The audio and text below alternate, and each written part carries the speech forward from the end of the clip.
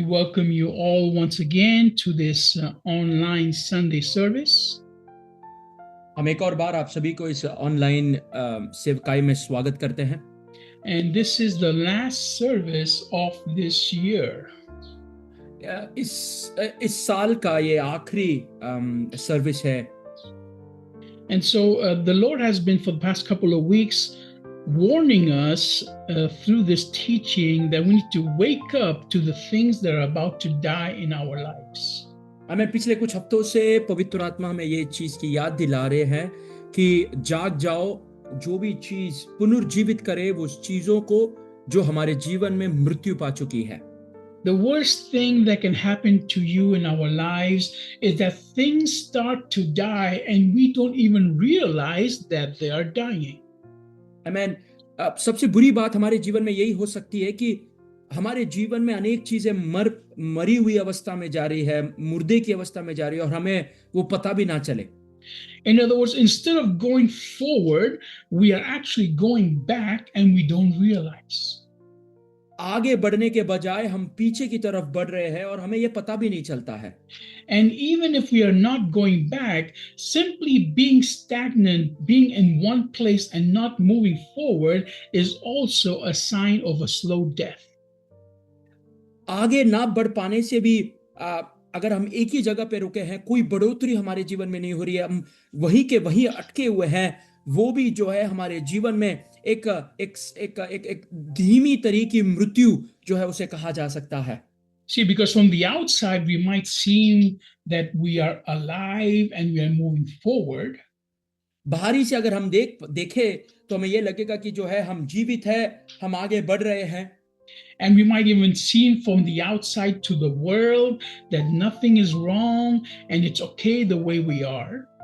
Amen. बाहर से जब हम देखते हैं तब हम ऐसा लगता है कि सब कुछ ठीक है, सब कुछ चंगा है, कोई कमियां, कोई गलती हमारे जीवन में नहीं है।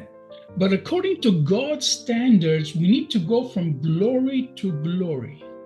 परंतु परमेश्वर के वचन के अनुसार या परमेश्वर के स्टैंडर्ड के अनुसार जो है हमें महिमा से और महिमा में आगे बढ़ना बहुत जरूरी है। Means that everything that has been sown through the Holy Spirit in our life has to grow and has to bear fruit. देखिए, पवित्र आत्मा के द्वारा जो भी कुछ चीजें हमारे जीवन में पवित्र आत्मा ने उंडेला है, उसे जो है फलदायक होना बहुत ही जरूरी बात है। God does not like anything that does not bear fruit. देखिए, परमेश्वर वो कोई भी चीज पसंद नहीं करता जो फल नहीं खिलाता हो। In other words, he does not like anything that is dead and not growing. देखिए, परमेश्वर वो कोई चीज को पसंद नहीं करता जो मृत्यु पाया है या जो मरे हुए अवस्था में है और उसमें कोई बढ़ोतरी उसके अंदर नहीं है। Because everything God does in our lives is always with an eternal purpose. देखिए, जो भी परमेश्वर हमारे जीवन में करता है वो एक अनंत काल के उद्देश्य के साथ जो है परमेश्वर हमारे जीवन में वो पूरा करता है। So let's go to our foundation verses, which is Revelation chapter 3 verse 1 to verse 5. आमीन। हम हमारे नींव वचन में जाएंगे। जो हमारा नींव वचन है वो है प्रकाशित किताब उसके 3 अध्याय का 5वां कलाम। Let's go there. Revelation chapter 3 verse 1 to verse 5.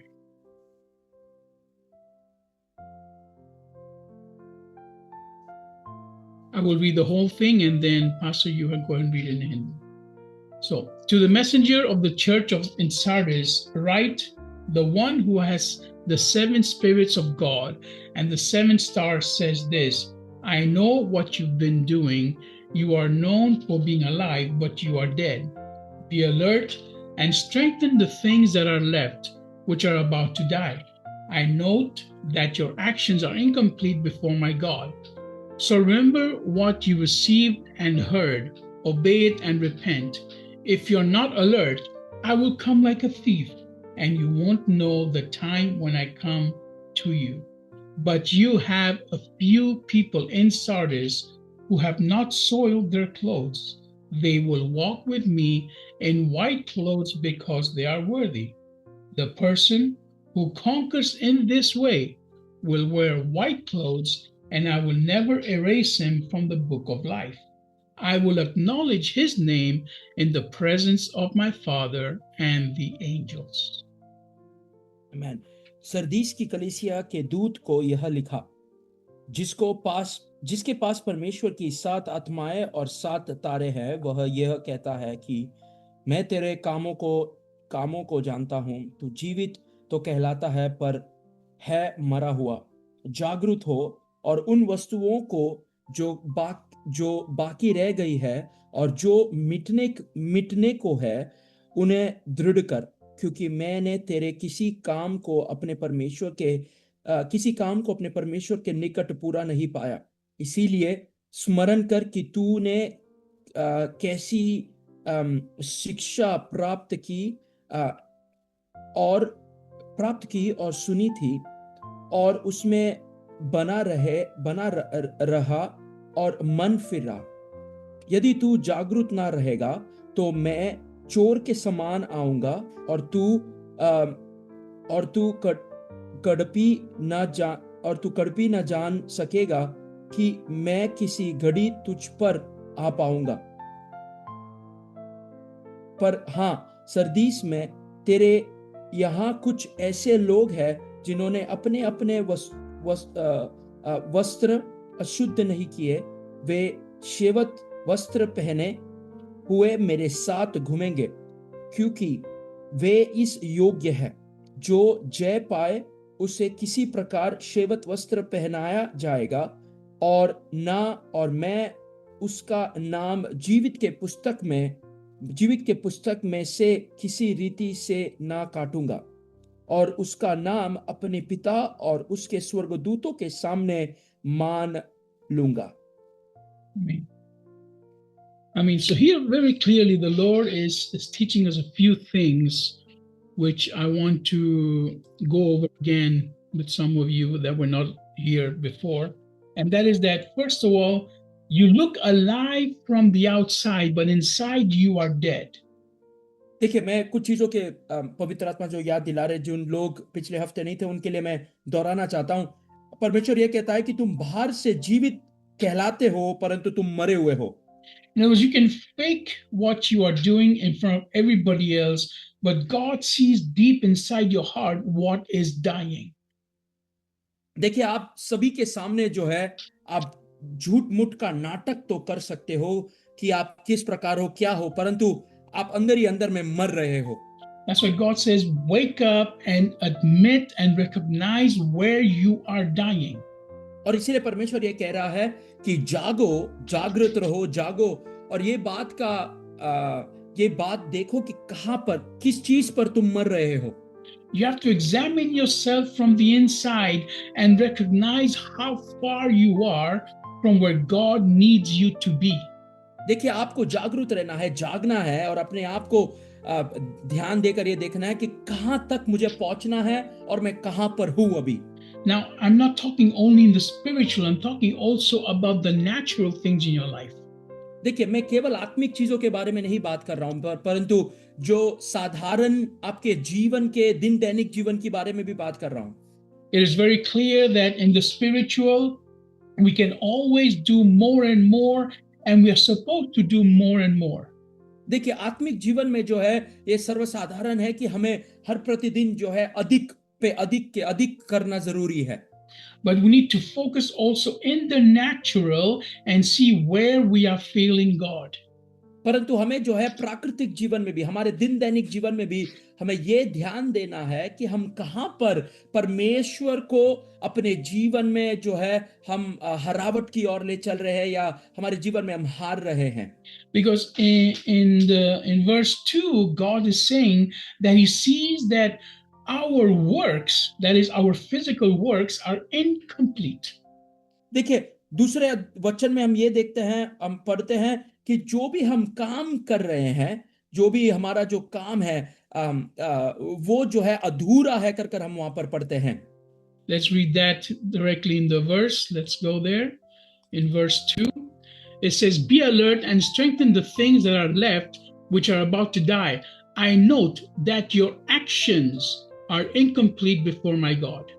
देखिए, दूसरा कलाम इस प्रकार पढ़ते हैं, जागरूक हो और उन वस्तुओं को जो बाकी रह गई है उसे मिटाने को है, उन्हें दृढ़ करो, क्योंकि मैंने तेरे किसी काम को अपने परमेश्वर के निकट पूरा नहीं पाया। God is not saying that your prayers are incomplete. परमेश्वर ये नहीं कह रहे हैं कि आपकी प्रार्थना जो है वो अधूरी है। God is not saying that your moral life or your thoughts are incomplete. देखिए, परमेश्वर ये नहीं कह रहा कि आपका जो आपकी चिंताएं, आपके मॉरल लाइफ जो है वो अधूरा है। God is saying your actions are incomplete. परंतु परमेश्वर ये कह रहा है कि आपकी जो आपका परमेश्वर के साथ का जो एक्शंस है या फिर जो व्यवहार है वो अधूरा है। In other words, there are things that you're doing in the natural that according to God are incomplete. देखिए, जो भी चीजें जो है आप प्राकृतिक में जो परमेश्वर के सामने कर रहे हो वो अधूरा है। See, because you have to make yourself in the natural do things so that in the spiritual they start to take effect. देखिए, प्राकृतिक अवस्था में जो है हमें चीजों को करना शुरू करना है, वो कार्य को करना शुरू करना है, ताकि वो आत्मिक अवस्था में भी जो है वो प्रकट हो। And God gave me a list of things that we need to focus on, which many of us have probably stopped doing in the natural. देखिए, परमेश्वर ने मुझे एक गिनती, एक चीजों की लिस्ट दी है जो हमें अपने प्राकृतिक जीवन में जो है ध्यान देना बहुत जरूरी है, जो हम में से अनेक लोगों ने जो है उन चीजों को नजरअंदाज किया है। So I want to share this list with you because I'm sure that many of you will fail in many of these things the way I have also failed in many of them. मैं ये चीजें आपसे बांटना चाहता हूं क्योंकि मैं ये जानता हूं कि मेरे साथ मिलकर अनेक लोग जो है इनमें से अनेक चीजों में जो है हम हारे हुए हैं। First of all, focus on your devotionals every day. देखिए, सबसे प्रथम चीज, हर एक दिन जो है हमारे परमेश्वर के साथ का जो समय है, डिवोशन, वो उसमें जो है हम ध्यान दें, जो परमेश्वर के साथ का भक्ति का समय है। Even today on a Sunday, have you spent time with God before the Sunday service? क्या आप ये संडे के दिन, इतवार के दिन परमेश्वर सर्विस के पहले क्या आपने परमेश्वर के साथ कुछ समय बिताए हैं? See, God speaks to you every single day as long as your ears are open to spend time with Him. देखिए, परमेश्वर हर एक दिन जो है आपसे बात करता है, जब तक आप अपने कान को खुले रखकर परमेश्वर की आवाज को सुनने के लिए तैयार हो। See, I'm telling you this because in my own personal life, I have seen where being diligent with my devotions has opened doors for me like never before.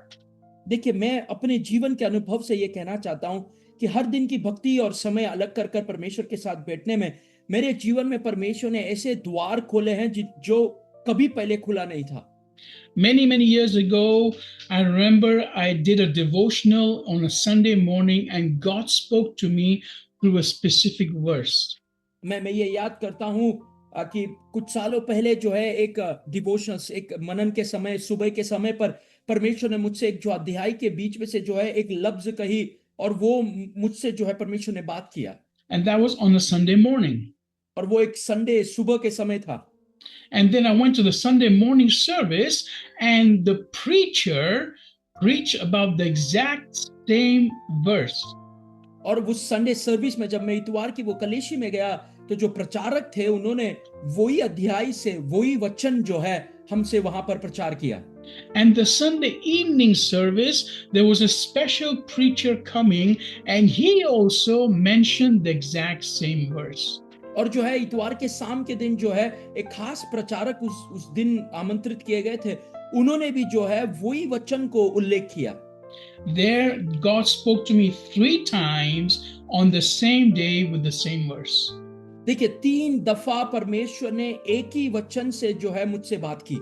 And the verse was in the book of Genesis where God tells Abraham, leave your people and I will bless you. और वो वचन ये था कि Abraham से जो परमेश्वर कहता है उत्पत्ति की किताब में कि अपने लोगों को छोड़ और मैं जहां कह रहा हूं वहां पर जा, मैं तुझे आशीष करूंगा। And because of that promise, I was able to leave everything that I knew that was familiar to me, my family, house, and everything, and went on my own to where God was leading me. और जो है वो वचन और उस वायदे के अनुसार जो है मुझे वो दृढ़ता मिली थी कि मैं अपने परिवार को, जो भी मेरे पास था, जो भी मेरा संपत्ति थी, मेरे घर, मेरे मेरे रिश्तेदार, सबको छोड़कर उस वायदे की ओर बढ़ने के लिए परमेश्वर ने मुझे सहायता किया। And that's when I started entering into the life of ministry with total freedom, and God started blessing me in a supernatural way. और उस समय से जो है पूरी आजादी के साथ मेरी सेवकाई में आगे बढ़ने के लिए परमेश्वर ने मुझे मदद की। If I did not have this time of devotion every day in my life, this promise would probably have become, how could you say, in Hindi they would say adhura, like not complete. I mean if I don't, अगर मैं इस वायदे में विश्वास नहीं रखता तो ये जो मेरा मेरा जो वायदा जो है वो अधूरा रह जाता। Also, you have to spend time in your prayer and write down a prayer journal. देखिए, प्रार्थना में आपको समय बिताना है और प्रार्थना के विषय को जो है आपको किताब में जो है लिखना है। Now, just write down the prayers every day that you have for other people and for yourself, dated, and then you will see them completed as you continue praying with that journal. जो है तारीख लिखकर जो है आप प्रार्थना का विषय लिखे, आप उसमें देखोगे कि जो है अपने खुद के विषय को लिखे, अपने जिसके लिए आप प्रार्थना कर रहे हैं उनके विषय को लिखे, ताकि आप वापस जाकर देख सकते हो कि किस प्रकार परमेश्वर उसमें आपको जो है उसकी उत्तर आपको देता है। And the church you're attending, either online here with us or any other church, attend every single meeting you can. देखिए, जो भी कलीसिया में आप जो है शामिल होते हो, उस कलीसिया में जो है जितना हो सके हर एक मीटिंग में जो है आप सहभागी होना जरूरी है। There's nothing more important in your life, I guarantee you, that being in those meetings and being together with other brothers and sisters. देखिए, आपके जीवन में और कोई चीज इतना बहुमूल्य नहीं है जितना तक कि आप जो है परमेश्वर के संगति में, परमेश्वर के लोगों के साथ मिलकर जो है समय बिताते हो। The word of God says you are a chosen people, you are separated for him. देखिए, पवित्र परमेश्वर का वचन ये कहता है कि आप चुने हुए लोग हो, परमेश्वर के लिए आप अलगदाई किए हुए जो है अलगदाई किए हुए लोग हो कर। Don't worry, you will not miss out anything in the world that is so important. You will still be blessed by the Lord if you're only spending time with him. देखिए, आप कोई भी चीज को आपके जीवन में खोगे नहीं, नष्ट नहीं करोगे। अगर आप परमेश्वर के साथ अपना समय को बिताते हो, अलग रखते हो, तो जो है परमेश्वर जरूर आपको सम्मान और आदर करेगा। The Lord also reminded me that, those old songs you listened to so many years ago, do they still break you when you listen to those songs? देखिए, परमेश्वर मुझे एक और चीज याद दिलाई, वो जो पुरानी गीत है जो हम सुनते हैं, क्या वो गीत आपको आज भी आपके दिल को तोड़ता है जब आप वो गीत को सुनते हो? The old songs about Christ and what he has done for us, not the modern songs that make you all joyful and happy, but the old songs that were based in the word of God and the cross. देखिए, नए गीत के बारे में नहीं जो आपको खुश करता है, जो आपको बहुत ही जो है पसंदीदा होगा, परंतु वो पुराने गीते जो सूली के बारे में, पर मसीह यीशु के बारे में और वचन के आधारित पर था, जो आपके दिल को तोड़ता था, क्या वो गीत आप अभी भी सुनते हो? क्या वो गीत आज भी आपके दिल से बात करता है? When was the last time you cried during a service? कब वो आखिरी समय था जब आप एक इतवार के सेवकाई के दिन आपने आंसू बहाए? The last time you cried during a song? वो आखिरी बार जब आपने आंसू बहाए एक गीत सुनते हुए? When you were still so sensitive to the words of the Holy Spirit that you could be broken? क्या आप उस परमेश्वर पवित्र आत्मा के वचन से, पवित्र आत्मा के आवाज से आप इतने रूबरू थे कि आपके वो वचन ने, वो लफ्ज ने आपके मन को छुआ? If that has died in your life, you are in trouble. अगर वो चीज आपके जीवन में मृत्यु पाया है तो आप जो है मुसीबत में हैं।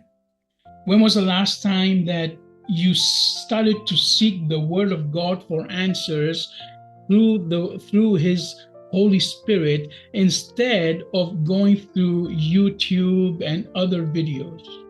क्या जब वो आखिरी समय कब था कि जब आपने परमेश्वर के वचन पढ़ने के लिए, उसकी उत्तर पाने के लिए जो है YouTube और इंटरनेट की सहायता ना लेते हुए पवित्र आत्मा पर आश्रय करते हुए वचन पर मनन करने के लिए अपने समय को अलग किया। You see, the day the Holy Spirit talks to you through the Word of God directly when you're reading the Bible, that will stay with you forever. जब पवित्र आत्मा वचन के द्वारा सीधी तरह से जब आपसे बात करता है, वो हमेशा आपके साथ, वो वचन आपके साथ रहेगा। I want to ask you, do you go back and read the verses I've given to you through the sermon? क्या मैं आपसे पूछना चाहता हूं कि आप वापस जाकर जो है, जो मैं प्रचार के द्वारा जो भी वचन आपको देता हूं, क्या वो आप पढ़ते हैं? Do you even take notes during the service? क्या आप सेवकाई के दौरान जो वचन को लिख कर लेते हैं? See, I can say many things during the service using the verses. देखिए, मैं सेवकाई के बीच में अनेक चीजों को उल्लेख करता हूं, कहता हूं सेवकाई के बीच में। But you have to go back and read those verses on your own because God will speak to you personally to your life. देखिए, आपको वापिस जाकर जो है उस वचन को पढ़ना है, क्योंकि पवित्र आत्मा जो है आपके जीवन में जो है वो वचन के द्वारा वो बात करेगा। God will give you more than He has given me. देखिए, परमेश्वर आपको अधिक देगा, मुझसे ज्यादा आपको वो देगा। Many of you don't even open your Bible the whole week. देखिए, हम में से अनेक लोग जो है पूरे हफ्ते जो है पवित्र वचन खोलते भी नहीं है। You only open it if you are in a meeting. आप तभी खोलते हो जब आप एक सेवकाई में बैठते हो। There has to be a routine in your life where you are forcing yourself to be in God's presence. देखिए, आपके जीवन में जो है एक रूटीन या फिर एक दिन दैनिक जीवन में जो है एक प्रथा इस प्रकार की होनी चाहिए, जहां पर आप अपने आप को जिद करते हो, जबरदस्ती जो है परमेश्वर के सन्निधि में बैठकर प्राप्त करने की एक अनुभव आपके जीवन में होना जरूरी है। Don't worry or be scared about making it into religion. Don't worry. The moment you get into God's word, you will fall in love so much with God's word that you will make it a part of your life. देखिए, इसे एक धर्म के समान देखने से देखे ना, परंतु जब आप परमेश्वर के वचन से प्रेम करते हो, परमेश्वर के वचन से जब आपको प्रेम हो जाता है, तब हर दिन जो है आप उस वचन में डूब जाने के लिए जो है आप प्रयास करोगे। Let's go to Daniel chapter 6. Daniel की किताब उसके 6वें अध्याय में हम अपना ध्यान लगाएं। Let me give you an example here of how to fight, how to face any problem in your life. देखिए, यहाँ पर मैं एक आपको जहां पर ये बताना चाहता हूं कि किस प्रकार हमारे जीवन में कोई भी समस्या, मुसीबत हो, उसे हम सामना कर सकते हैं। Now, as you all know, Daniel was a man of prayer. अब हम सब जानते हैं कि दानियल जो था वो प्रार्थना वीर था। And there were people around him that were jealous of him. देखिए, और उसके आसपास में लोग थे जो उससे ईर्ष्या रखते थे। And so they went to the king and they tricked the king into making a law that no one could worship any other god but worship the king. देखिए, लोगों ने, जो दानियल के आसपास के जो लोग थे, उन्होंने कानून इस प्रकार से बनाने की कोशिश की, जहां पर उन्होंने इस प्रकार से कहा कि कोई और देवता की कोई पूजा नहीं करेगा, केवल राजा की मूर्ति की पूजा होगी, कर उन्होंने वहां पर ऐलान किया। Because they wanted to hurt Daniel, because Daniel was favored by God, and they knew that Daniel did not worship the king. और जो है, क्योंकि उनको जो है दानियल को ठेस पहुंचाना था, और वो जानते थे कि डैनियल जो है वो राजा की पूजा नहीं करेंगे, और इसीलिए उन्होंने इस प्रकार से एक कानून बनाने की कोशिश की। So then let's see verse 9. It says, so King Darius signed the edict contained in the written document. तब दारा राजा ने उस हस्ताक्षर पर, उस आज्ञा पत्र पर हस्ताक्षर कर दिया। Okay. Now here's the key verse. When Daniel learned that the written document had been signed, he went to an upstairs room in his house and that had windows open facing Jerusalem. 3 times a day, he would kneel down, pray, and give thanks to his God, just as he had previously done. तब Daniel को मालूम हुआ कि उस पत्र पर हस्ताक्षर किया गया है, तब वह अपने घर में गया। उसी की ऊपरी कोठरी में खिड़की को यरूशलेम की ओर खोली रहती थी, और अपनी रीति के अनुसार जैसा वह दिन में 3 बार अपने परमेश्वर के सामने घुटने टेक कर प्रार्थना और धन्यवाद करता था, वैसे ही तब भी करता रहा। Amen. So here there are 3 things that Daniel would do. यहां पर हम देखते हैं कि 3 चीजें जो दानियल करता था, He did this 3 times a day. और ये 3 दफा एक दिन में वो करता था। He would kneel down, means he would humble himself physically. वो जो है घुटने में बैठता था, उसका मतलब है कि अपने आप को वो दीन और नम्र करता था। He would pray, means he would talk to God, spend time with God. वो प्रार्थना करता था, इसका मतलब परमेश्वर के साथ समय बिताता था, परमेश्वर से बातचीत करता था। And he would give thanks to God no matter what the situation. और वो परमेश्वर को धन्यवाद देता था, चाहे जो भी समस्या हो, जो भी दिक्कत हो, परमेश्वर को वो धन्यवाद देता था। Now, the key here is this next phrase. और यहाँ पर सबसे बहुमूल्य बात यह है, वो जो अगला लफ्ज जो हम पढ़ते हैं, Just as he had previously done. जिस प्रकार वो पहले करते आया था। So Daniel did not start to pray 3 times a day and start to do all these things because now he was in trouble. देखिए, जब वो परेशानी उसके जीवन में आई, तब नहीं दानियल जो है 3 दफा दिन में प्रार्थना करना शुरू किया। No, Daniel did this 3 times a day, every single day as part of his life. देखिए, दानियल ने जो है ये हर एक दिन 3 दफा परमेश्वर से प्रार्थना करता था। अपने उसके जीवन की एक शैली थी, वो एक रीत था वो। And when this law was made that was directly attacking him, he did not panic. जब ये कानून बनाया गया था और सीधी तरह दानियल की ओर ये हमला किया गया था, दानियल जो है इसमें घबराया नहीं। Because Daniel already had the mentality, the attitude to humble himself before God every day. क्योंकि दानियल को ये एक अवसर था, दानियल का एटीट्यूड, दानियल का स्वभाव और उसकी भाव जो है वो परमेश्वर को स्तुति करने का था। He would humble himself, he would pray, and he would give thanks to God daily. और जो है हर दिन वो अपने आप को दीन और नम्र करता था, प्रार्थना करता था और परमेश्वर को धन्यवाद देता था हर दिन। And eventually you know what happens, that God takes him out of this situation. और हमें पता है कि आखिरी में क्या हुआ, परमेश्वर ने जो है उस अवस्था से दानियल को बाहर निकाला, उसे छुड़ाया। God does a supernatural miracle where the accusers of Daniel are punished. परमेश्वर वहां पर एक चमत्कारी कार्य करता है, जहां पर जो लोग दानियल के विरोध में थे, उन्हें परमेश्वर जो है वहां पर दंड देता है। So don't wait for things to get difficult in your life before you humble yourself before God.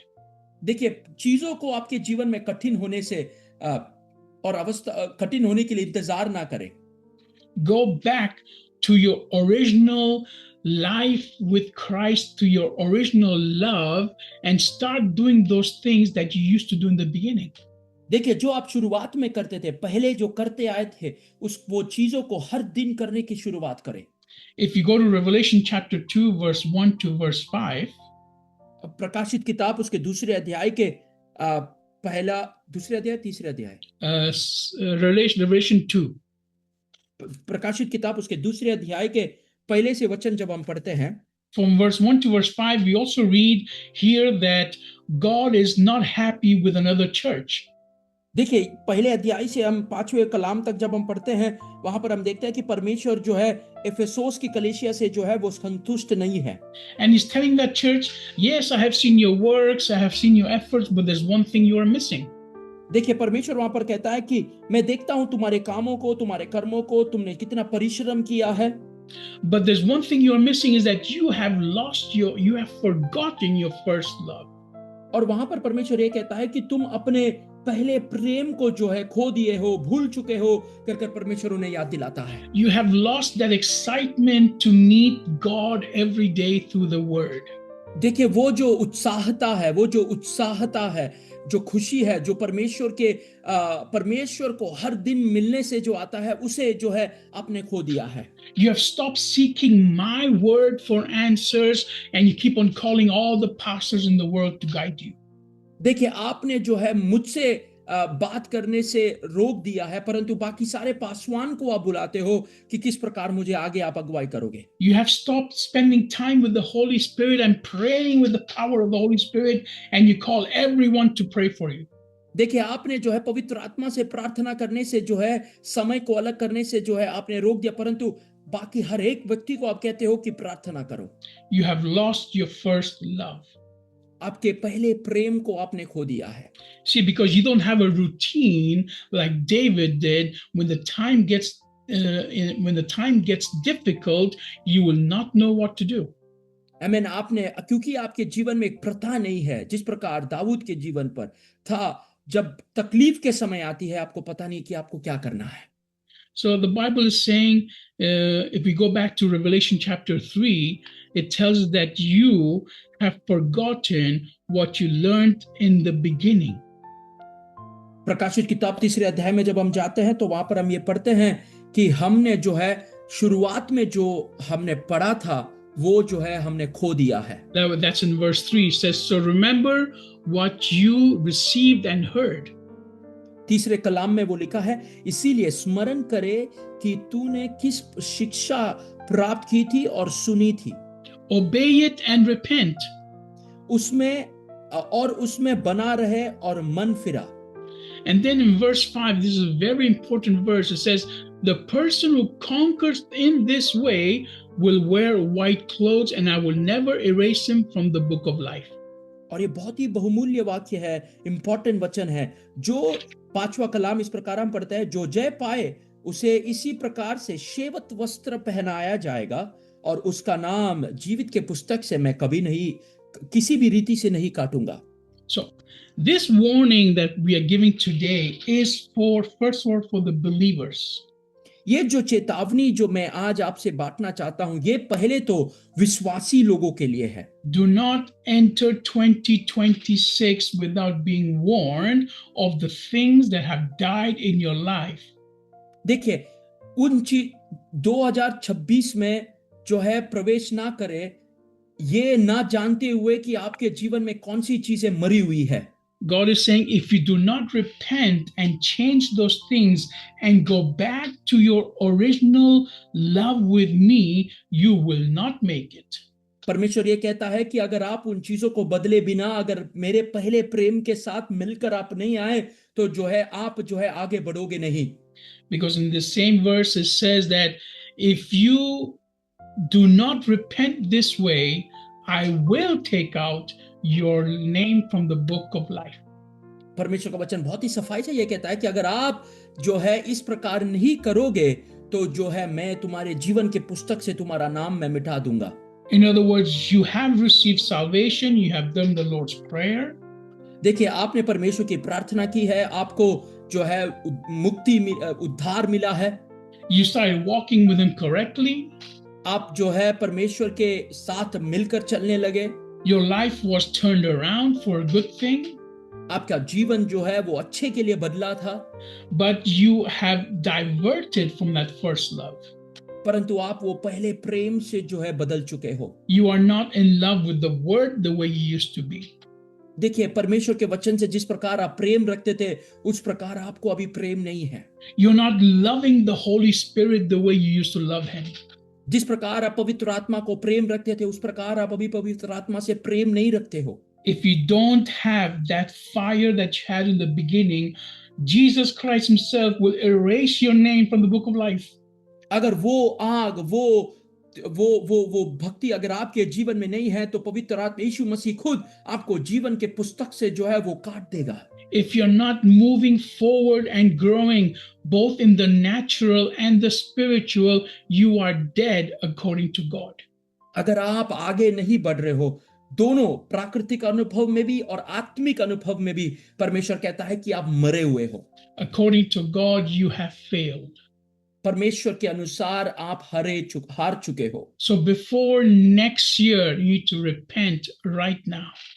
दूसरे एक अगले साल में प्रवेश करने से पहले अपने आप को जो है हम जरा मन फिराए। Get back to the simple life of depending on the word for everything. देखिए, एक साधारण जीवन, एक आसान जीवन, जो सब कुछ परमेश्वर पर विश्वास और भरोसा करने के एक जीवन की ओर हम अपने आप को समर्पित करें। Spend time with the people of God like you've never spent before. देखिए, परमेश्वर के लोगों के साथ समय बिताने के लिए कोशिश करें जिस रीति से आपने कभी और समय ना बिताई हो। Spend time with the word of God, reading it yourself alone like you've never done before. परमेश्वर के वचन के साथ जो है समय बिताए, प्रार्थना करें जिस प्रकार आपने पहले कभी ना किया हो। Spend time in prayer and fasting like you've never done before. देखिए, प्रार्थना में समय को बिताए जब आप जिस रीति से आपने पहले कभी ना किया हो। Because like it happened in the book of Daniel, it is going to happen next year. देखिए, दानियल की किताब में जिस प्रकार हुआ उसी प्रकार अगले साल, अगले वर्ष में उसी प्रकार आपके जीवन में भी होगा। The persecution is going to get stronger and stronger. देखिए, जो भी मसीह विरोधियां हैं, पीड़ना है, वो और आगे बढ़ता जाएगा। It is already happening in the Western world. देखिए, वेस्टर्न कंट्रीज में या फिर यहाँ के जगहों में जो है ये अभी शुरुआत हो चुकी है। They are hating those that follow Jesus Christ. देखिए, जो मसीह के अगुवाई करते हैं उन्हें लोग नफरत कर रहे हैं। And this is going to happen, but if you are like Daniel and you know how to pray and kneel and spend time with God, you will survive. देखिए, ये चीज जरूर होना है। अगर आप दानियल के समान घुटने टेक कर प्रार्थना कर परमेश्वर को धन्यवाद करने के लिए तैयार हो, तो आप जो है उस अवस्था से जो है आप बच निकल सकते हैं। You need to strengthen yourself right now. अपने आप को आपको बलवंत करना जरूरी है। There's going to be a great harvest next year of souls. देखिए, बहुत बड़ा एक कठिनाई जो है लोगों के जो है अगले साल होगा। In other words, many thousands of people are going to come to know Jesus Christ. देखिए, लाखों के गिनती में लोग जो है मसीह को जान पाएंगे। And you who have known Jesus Christ for a long time, God needs you to start to help them to stay strong. जो यीशु मसीह को सालों से जानते हो, परमेश्वर चाहता है कि आप ताकतवर, बलवंत और दृढ़ अपने विश्वास में खड़े रहे। You might be looking strong in the outside, but if you are weak in the inside, you will not be able to enjoy that harvest. अगर आप बाहर से जो है दिखते हो बलवंत और हंसते खिलते हो, परंतु अंदर से मरे हुए हो, तो जो है उस कठिनाई की अवस्था में, उस दृढ़ता में आप टिक नहीं पाओगे। So I want to encourage you and warn you at the same time. मैं आपको आज जो है आपको एनकरेज करना चाहता हूँ या प्रोत्साहित करना चाहता हूँ, और उसी समय पर जो एक चेतावनी के रूप में भी ये कहना चाहता हूँ। If you are dead inside, spend time with the Lord, spend time with the word and come back to life. देखिए, अगर आप अंदर ही अंदर मरे हुए हैं तो परमेश्वर के साथ समय बिताएं, परमेश्वर के साथ अपने समय को व्यतीत करें। And if you have been diligent sowing, God is going to give you the harvest you have been waiting for. देखिए, अगर आप ध्यान से रहे तो वो जो भी कठिनाई के अनुभव है, वो जो है जो आप जिसके इंतजार कर रहे हैं, परमेश्वर जरूर अगले साल वो आपको देगा। God is going to reward you for what you have sown in this next coming year. देखिए, परमेश्वर आपको जो है उसका फल देगा, जो आपने बी बोई है ये साल, उसका फल वो आपको अगले साल जरूर देगा। And if you have wasted time and not spent time with him, you will lack next year.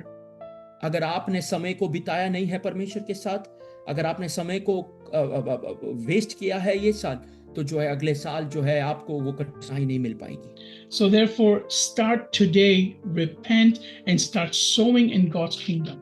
आज शुरू करें, अपने मन को फिराए, परमेश्वर के साथ समय को बिताए, परमेश्वर के साथ अपने समय को व्यतीत करें। God can speed up everything for you next year if you repent today. अगर आप अपने मन को आज फिराते हैं, सारी चीजें जो है परमेश्वर तेजी में आपके जीवन में करने के लिए तैयार है। Everything the devil has stolen can be returned to you right away. हर एक चीज जो शत्रु ने आपसे छीना है, वो जो है परमेश्वर दोबारा आपके जीवन में लौटा दे सकता है। All you have to do is wake up एक ही चीज आपको करना है कि जागृत रहना है, जागिए and acknowledge and repent of the things you have failed at so far. जो भी चीजों में आपने हरावट पाई हो, जो भी चीजों में आपने गिरा हो, उस अवस्था में अपने आप को समर्पण करें, परमेश्वर से माफी मांगे, मन फिराए। This is all God wants from you today. यही परमेश्वर आपसे आज चाहता है। And then you will see things to start to change in your life. और आप देखोगे आपके जीवन में किस प्रकार चीजों में बदलावट आती है। And if you are part of this ministry and you want to join with us as we start the next year with day 1, day 2, and day 3 in fasting, join us, for this is the purpose that we put everything in order for the next year. देखिए, अगर आप हमारे सेवकाई में शामिल होना चाहते हैं या हमारे सेवकाई के एक भाग है, तो अगर आप उपवास के साथ जो है अगले साल शुरुआत करना चाहते हैं, जहां पर पहला 3 दिन हम उपवास और प्रार्थना के साथ समय बिताए, हमारे साथ कृपया जुड़े। Why? Because God is saying, wake up and prepare for what I have prepared for you. क्योंकि परमेश्वर कहता है कि जागृत रहे, जागे वो चीज देखने के लिए जो मैंने तुम्हारे लिए तैयार की है। Let not this last year be the only thing that you enjoy, but let next year be something that will completely help you walk into the fullness of what God has prepared for you. देखिए, ये आखिरी साल ना हो जहां पर आप केवल संतुष्ट बनाए, परंतु ये जो अगले साल में जब आप प्रवेश करोगे, उस अगले साल में जो है पूरी तरह परमेश्वर में संतुष्ट रहने के लिए परमेश्वर हमें मदद करे। We are here to help you for this. So God bless you with this message, and we hope to see you all next year. हम परमेश्वर आपको मदद करे, हम आपके लिए प्रार्थना करेंगे, हम यहाँ पर आपके लिए हैं, तो कुछ भी हो हमसे संपर्क करें। हम चाहते हैं अगले साल भी आपके साथ हम बिताए। परमेश्वर आपको आशीष करे।